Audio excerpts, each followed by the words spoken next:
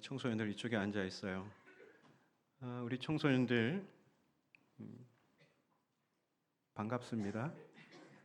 되게 청소년 때 얼굴이 제일 심각합니다. 제일 심각해. 저도 누구보다도 그 청소년 때 얼굴이 되게 심각했던 것 같아요. 우리 청소년부, 우리 청소년들 꿈이 있습니까? 꿈을 혹시 마음에 품고 있는 꿈이 있습니까? 어떤 친구는 나는 아직 잘 모르고 있어요. 꿈을 찾고 있습니다. 이렇게 말할 수도 있고, 다른 친구는 나는 1,000만 구독자를 보유한 유튜버가 되고 싶어요. 나는 뮤지컬 배우가, 나는 아나운서가, 나는 과학자가, 나는 선교사가 되고 싶어요. 이렇게 자신 있게 말할 수도 있겠습니다. 오늘 성경에는 많은 사람들에게 꿈꾸는 자, 우리 어린이 부에는 꿈쟁이로 잘 알려진 요셉이라는 17세 청소년이 나옵니다. 그런데 요셉의 꿈은 자신이 실현시키고 싶은 어떤 이상, 요셉 당시의 청소년들이라면 우르르 몰려가는 추앙하고 바라보는 어떤 그런 이상이 아니라 잠자는 동안 무언가를 보고 듣고 느끼는 정신적 현상이었습니다. 그런데 그 꿈 내용이 매우 발칙했습니다. 요셉이 형들과 함께 밭에서 곡식단을 묶고 있었는데 요셉의 단은 꼿꼿이 일어서고 형들의 단은 요셉의 단을 향해 둘러서서 절을 하고 있는 거예요. 요셉은 야곱의 12아들들 중 몇째였을까요? 네, 11번째 아들이에요. 그리고 동생은 꼴랑 하나였어요. 자, 그렇다면 형들이 그리고 동생 하나가 11명이 자기에게 절을 하고 있는 꿈, 자기는 11째예요. 자, 이런 발칙한 꿈은 말로 꺼내는 게 좋을까요? 그냥 개꿈이다 하고 빨리 지나가는 게 좋을까요? 그냥 지나가야죠. 형들한테 혼날라고요. 더구나 이 요셉은 형들에게 미움을 받고 있었습니다. 아버지 야곱이 다른 아들들보다 요셉을 끔찍이도 사랑했거든요. 차별당하는 거, 이거 얼마나 서럽습니까? 형들은 차별하는 아버지도 미웠지만 특별 대우를 받고 있는 요셉은 더더욱 미웠습니다. 그렇다면 요셉은 매사에 좀 말도 신중하게 하고 행동을 조심하는 게 좋겠죠. 그런데 요셉은 눈치도 없이 형들에게 덜컥 이 꿈 이야기를 합니다. 그러자 형들이 아버지의 사랑을 독차지하더니 이제 우리의 왕이 되겠다고? 우리를 다스리겠다고? 이렇게 핀잔을 주면서 이전보다 요셉을 더욱 미워하게 됩니다. 어느 날 요셉이 다시 꿈을 꿉니다. 이번에는 더욱 발칙한 꿈입니다. 해와 달과 11별이 요셉에게 절하는 꿈입니다. 해몽을 하면 해는 누구일까요? 아버지, 달은 어머니, 11별은 10명의 형들과 1명의 동생, 그러니까 온 가족이 요셉에게 절하는 꿈이에요. 부모님까지 요셉에게 절을? 이번에는 절대 말하면 안 되는 꿈이죠. 그런데 해맑은 건지 생각이 없는 건지 요셉은 아버지와 형들 앞에서 이 꿈 이야기를 합니다. 아니나 다를까 꿈 이야기를 들은 아버지 야곱은 즉시 요셉을 꾸짖습니다. 무슨 그런 꿈이 다 있단 말이냐? 나와 네 어머니와 형들이 정말로 가서 땅에 엎드려 너에게 절을 하겠다고? 곁에 있던 형들은 요셉의 이 꿈과 말 때문에 더더욱 요셉을 미워하게 됩니다. 하지만 아버지 야곱은 한편으로는 요셉을 꾸짖었지만 그 꿈 내용을 마음에 간직해 둡니다. 듣기에 발칙했지만 야곱은 요셉의 꿈이 범상치 않다고 생각한 것이죠. 그런데 저는 요셉의 꿈 이야기를 읽으면 궁금한 게 있습니다. 17살 요셉은 자신이 꾼 두 번의 꿈을 어떻게 이해했을까? 사실 요셉의 꾼 꿈은 자신이 바라는 이상이 아니잖아요. 그 시대의 청소년들이 꿈꾸는 그런 이상이 아니잖아요. 하나님께서 하나님 자신의 뜻을, 하나님 자신의 비전을 꿈을 통해 요셉에게 알리신 거예요. 요셉은 꿈을 잘 해석하는 사람입니다. 나중에 요셉이 감옥에 갇히잖아요. 거기서 애굽의 두 관리의 꿈을 듣고 해석해 줍니다. 그리고 또 나중에는 애굽 왕 바로의 꿈도 해석해 주죠.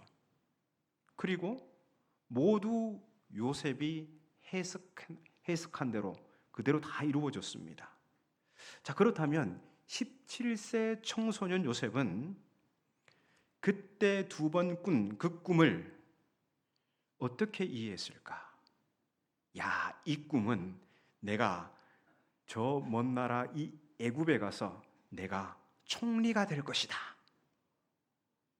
이렇게 해석했을까요? 그래서 지금 형들이 나를 팔아버렸지만 결국 총리가 된 내 앞에 와서 무릎을 꿇고 사죄할 거야. 자, 이렇게 꿈을 해석했을까요? 애굽의 두 관원장의 꿈 해석과 바로 왕의 꿈 해석, 이 두 꿈 해석은요, 요셉의 꿈과는 성격이 다릅니다. 어떤 차이가 있을까요? 앞선 두 개의 꿈, 관원장의 그 관리의 꿈과 바로 왕의 꿈은요, 하나님의 비전이라는 큰 그림 속에 매우 지엽적인 사건입니다. 그리고 요셉의 꿈은 하나님께서 요셉과 그를 둘러싼 모든 환경을 통해 이루실 하나님의 거대한 원대한 비전입니다. 이해하시겠습니까? 그러니까 애굽의 두 관원장의 꿈과 바로 왕의 꿈은 하나님의 비전이라는 큰 그림 안에 있는 나무 한 그루, 하늘을 나는 새, 그 정도에 불과한 것입니다. 17세 청소년 요셉은 자신이 꾼 꿈을 애굽의 총리가 될 것으로 결코 꿈에도 생각하지 못했습니다. 결국 나중에 아시겠지만요, 애굽 총리라는 그 자리도 하나님의 비전이라는 큰 그림 안에 있는 풀뿌리 하나 정도일 뿐입니다. 요셉에게 17세에 꾼 두 번의 꿈은 아직 희미한 것입니다. 하지만 그 꿈이 하나님의 비전이라는 것은 틀림이 없었습니다. 그러면 꿈을 통해 하나님의 비전을 받은 요셉의 삶은 이제 어떻게 펼쳐질까요? 두 번의 꿈을 꾼 요셉에게 닥친 현실은 하나님의 비전을 향해 비상하는 행보가 아니라 오히려 아래로 곤두박질치는 시련이었습니다. 요셉은 그를 미워하는 형들의 손에 팔려 애굽으로 갑니다. 노예 상인들은 요셉을 애굽 왕 바로의 신하 친위 대장 보디발에게 팔아버립니다. 요셉은 먼 이국 땅 보디발의 집에서 허드렛 일을 하는 몸종이 되었습니다. 요셉이 두 번 꾼 꿈이 하나님의 비전이라면 대체 이게 어떻게 된 것일까요? 요셉이 꾼 꿈은 하나님의 비전이 아니라 그냥 아무 의미 없는 꿈이었던 것일까? 이런 의문 속에서 이어지는 창세기 39장은 전혀 뜻밖의 이야기로 시작됩니다. 창세기 39장 1절, 2절을 함께 읽겠습니다. 요셉이 이끌려 애굽에 내려가매 바로의 신하 친위 대장 애굽 사람 보디발이 그를 그리로 데려간 이스마엘 사람의 손에서 요셉을 사니라. 여호와께서 요셉과 함께 하심으로 그가 형통한 자가 되어 그의 주인 애굽 사람의 집에 있으니. 하나님께서 요셉을 버린 줄로 알았는데 그와 함께 하신다고 합니다. 더구나 하나님께서 요셉과 함께 하셔서 요셉이 형통한 자가 되었다고 합니다. 저는 요셉이 신세한탄하며 비관적인 사람이 된 줄로 알았는데 그가 형통한 자가 되었습니다. 그런데 이런 의문이 듭니다. 요셉이 뭐가 형통하지?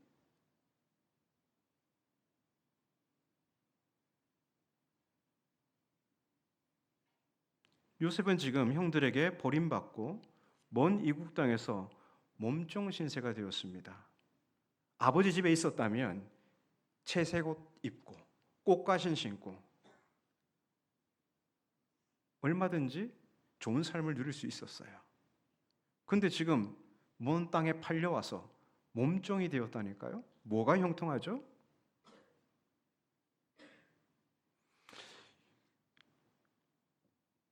이런 요셉에게 형통한 자가 되었다.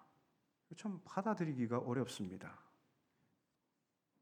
여러분들은 믿음이 좋으셔서 그냥 다 수용하는지 몰라도 저는 이게 수용이 안 되더라고요. 네, 요셉은 형통한 자가 아닙니다. 본문 2절에 우리말로 형통한 자로 번역된 히브리 말이 이시 마츠리아흐입니다. 이시 마츠리아흐. 네, 조금 이렇게 원래 발음에 가깝게 한번 해봤습니다. 흐 하시면 안 되고요. 마지막 글자를 허 이렇게 해야 됩니다. 가래가 왜 그 나라 사람들은 가래가 그렇게 말을 하는지 모르겠지만 이시 마츠리아흐 뜻이 성공시키는 사람입니다. 요셉 자신이 형통한 사람, 성공한 사람이 되었다는 게 아니라 본래 지킨 원문을 보면요, 성공시키는 사람이라는 것입니다. 그러니까 여호와께서 요셉과 함께 하신 결과 그는 어떤 상황에도 그에게 맡겨진 일들 혹은 그 일을 맡겨준 사람을 성공시키는 사람이었다는 것입니다. 이어서 3절을 보시면요, 바로의 신하 친위 대장 보디발은 요셉에게서 두 가지를 목격하게 됩니다. 우리 함께 39장 3절을 읽겠습니다.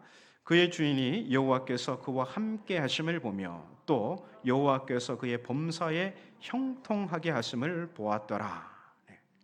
자, 보디발이 요셉에게서 본 것, 먼저 여호와께서 그와 함께 하심, 그걸 보았죠. 그리고 두 번째 본 것이 뭐예요? 여호와께서 그의 범사에 형통하게 하심. 여기도 성공시키는 거죠. 범사라는 것은 크고 작은 모든 일이에요. 그래서 여호와께서 그가 하는 크고 작은 모든 일들을 성공시키는 것을 누가 보았다고요? 보디발이 보았다는 것이에요. 3절의 요점은 요셉이 맡은 일을 성공시키는 그 배후에 누가 계시다고요? 하나님께서 계시다는 것입니다. 보디발은 요셉과 함께 계셔서 그가 하는 모든 일을 성공시키는 하나님을 본 것입니다. 이 창세기 저자의 이 말이 참 독특하죠. 하나님을 모르는 자가 노예로 사로잡혀 온 한 소년의 행동에서 하나님을 본 것입니다. 그러니까 요셉은 그의 행동으로 하나님을 모르는 자에게 하나님을 보여준 사람입니다. 이때까지만 해도 요셉이 보디발의 집에서 맡은 일은 허드렛 일이었을 것입니다. 하지만 요셉은 사소한 그 일들을 척척 수행해 내더라는 것입니다. 바로 그러한 요셉의 행동을 하나씩 눈여겨보던 보디발은 결국 요셉이 맡은 일마다 성공시키는 그 배후에 하나님의 손길이 있음을 보게 됩니다. 그래서 보디발은 요셉에게 그의 집 모든 소유를 관리하는 중책을 맡깁니다. 4절을 같이 읽겠습니다. 39장 4절입니다. 요셉이 그의 주인에게 은혜를 입어 섬김에 그가 요셉을 가정 총무로 삼고 자기의 소유를 다 그의 손에 위탁하니. 사소한 일들을 성공적으로 수행해내던 요셉은 이제 큰 일을 맡아 하게 되었습니다. 그런데 보디발이 요셉에게 자기의 집과 그의 모든 소유를 주관하게 한 때부터 여호와께서 요셉을 위하여 그 애굽 사람의 집에 복을 내리십니다. 여기 참 특이한 표현이 있습니다. 여호와께서 요셉을 위하여. 여호와께서 요셉을 위하신다면 누가 복을 받아야 할까요? 요셉이 복을 받아야 하는데 정작 복을 받은 사람은 보디발입니다.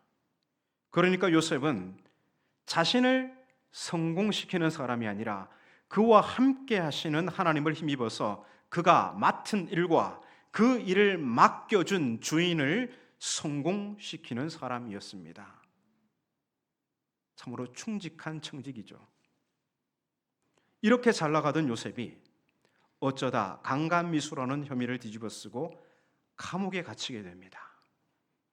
그런데 39장 23절은 이런 요셉의 처지를 또 이상하게 표현하고 있습니다. 39장 23절을 함께 읽겠습니다. 간수장은 그의 손에 맡긴 것을 무엇이든지 살펴보지 아니하였으니 이는 여호와께서 요셉과 함께 하심이라. 여호와께서 그를 범사에 형통하게 하셨더라. 네. 감옥에 있는 요셉이 형통했다고 합니다. 저는 불편합니다. 이런 이야기를 들으면. 강간미수라는 수치스럽고 불명예스러운 누명을 쓰고 감옥에 있습니다. 그것도 자기를 믿고 집안의 모든 소유를 맡겨준 주인의 아내를 범하려고 한 아주 파렴치한 인간으로 낙인 찍혀 있습니다. 그런데 그런 요셉을 가리켜 형통했다고 합니다. 억울한 누명을 쓰고 감옥에 갇힌 것. 이거 제가 형통하다고 할 테니까 누가 할 분 있습니까? 제가 형통하다고 얘기해 줄게요. 100번 말씀드릴게요. 여기도 마찬가지입니다. 하나님께서는 감옥에서도 요셉과 함께 하셨고 그가 하는 모든 일들을 성공시키셨습니다. 성공주의를 이야기하는 게 아닙니다. 간수장도 보디발과 똑같은 것을 본 거예요. 하나님께서 요셉과 함께 하셔서 그가 하는 모든 일들을 성공시키더라는 것이죠. 하나님을 모르는 간수장도 요셉을 통해 하나님을 보고 하나님을 고백하게 됩니다. 하나님을 모르는 자가 노예로 사로잡혀온 한 소년의 행동에서, 감옥에 갇혀있는 한 소년의 행동에서 하나님을 본 것입니다. 그래서 간수장은 죄수를 관리하는 재반 사무를 모두 죄수인 요셉에게 맡깁니다. 기적과 같은 일이죠.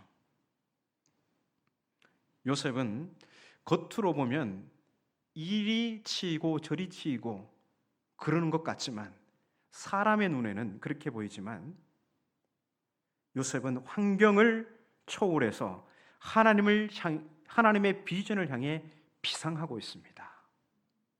이런 모습을 어떤 시력을 가지고 볼 수 있을까요? 땅만 쳐다보는 사람은 결코 그런 거 보이지 않습니다. 하늘을 향하는 사람, 하나님의 마음을 가진 자가 그것을 볼 수 있습니다. 17세 요셉은 자신이 꾼 꿈이 무엇인지 완전히 이해하지 못했지만 분명한 것은 그는 그 꿈을 하나님의 비전으로 알고 마음에 간직하고 있었습니다. 그래서 요셉은 나락으로 떨어지고 또 곤두박질 치는 시련에도 자신의 처지를 비관하기보다 그런 현실에서도 맡겨진 일들을 성공시키며 남을 유익하게 하는 사람이었습니다. 우리는 요셉의 행보에서 하나님의 꿈을 꾸는 비전의 사람이 무엇인지 알 수 있습니다.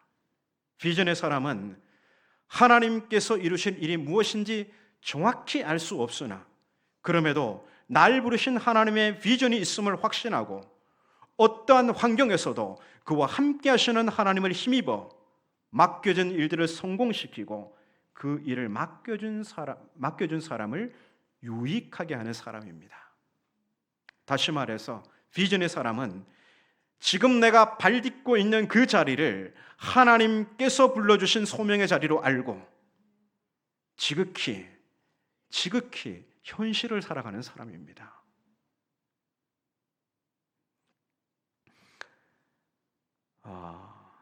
날 향한 하나님의 비전을 찾는 것. 이 비전을 비전 트립을 가는 것은 날 향한 하나님의 비전을 찾는 것이라고 이렇게들 말을 하는데 사실 날 향한 하나님의 비전을 찾는 것이라는 게 어떤 나의 특정한 직업을 찾는 게 아니에요. 그것은 어떠한 환경과 처지에서도 그 자리를 소명의 자리로 알고 신실한 삶을 견지하는 것. 그게 하나님의 비전이라는 거예요. 물론 그 하나하나는 매우 지엽적인 사건이죠. 요셉은 하나님의 부르심에 사로잡힌 소명의 사람이었습니다. 허드렛 일 하는 종의 자리도, 주인의 모든 소유를 맡아 관리하는 가정총무 자리도, 심지어 누명을 쓰고 갇힌 감옥도 요셉에게는 세상으로 하여금 하나님을 보고 하나님을 고백하게 하는 소명의 자리였습니다. 이렇게 소명의식을 가진 사람의 일관된 행동은 결국 대국의 왕의 입에서도 하나님을 고백하게 합니다. 결국 요셉은 바로 왕 앞에 서게 됩니다. 요셉은 바로가 꾼 꿈을 해석하고 장차 애굽에 닥칠 큰 재앙을 피할 토지 정책을 제안합니다. 그러자 바로와 그의 모든 신하가 요셉의 제안을 수용합니다. 그리고는 바로가 그의 입으로 이렇게 고백합니다. 이와 같이 하나님의 영에 감동된 사람을 우리가 어찌 찾을 수 있으리요 하고 요셉에게 이르되 하나님이 이 모든 것을 네게 보이셨으니. 총리의 자리에 오른 요셉은 여느 때와 같이 그가 맡은 일을 성공시키는 사람, 이시 마츠리아흐였습니다. 그리고 그 일을 통해 복을 받은 사람은 바로와 애굽 사람들, 그리고 기근 중에 양식을 구하러 온 주변 나라의 사람들입니다. 더 크게는 성공시키는 사람, 이 요셉을 통하여 하나님은 훗날 그의 백성 이스라엘이 이 복의 수혜자가 되게 하십니다. 요셉은 훗날 그가 17세에 꾼 꿈이 무엇인지를 비로소 정확하게 알게 되는데요. 그는 보복이 두려워 자기 앞에 무릎을 꿇고 살려주십시오 애원하는 형들에게 자신이 꾼 꿈을 이렇게 해석합니다. 두려워하지 마소서. 내가 하나님을 대신하리이까. 당신들은 나를 해하려 하였으나 하나님은 그것을 선으로 바꾸사 오늘과 같이 많은 백성의 생명을 구원하려 하시려 하셨나니 당신들은 두려워하지 마소서. 내가 당신들과 당신들의 자식을 기르리이다. 간곡한 말로 그 형들을 위로합니다. 임창정이 전합니다. 겁나 카리스마 있어. 네. 요셉 얼마나 카리스마 있습니까? 네?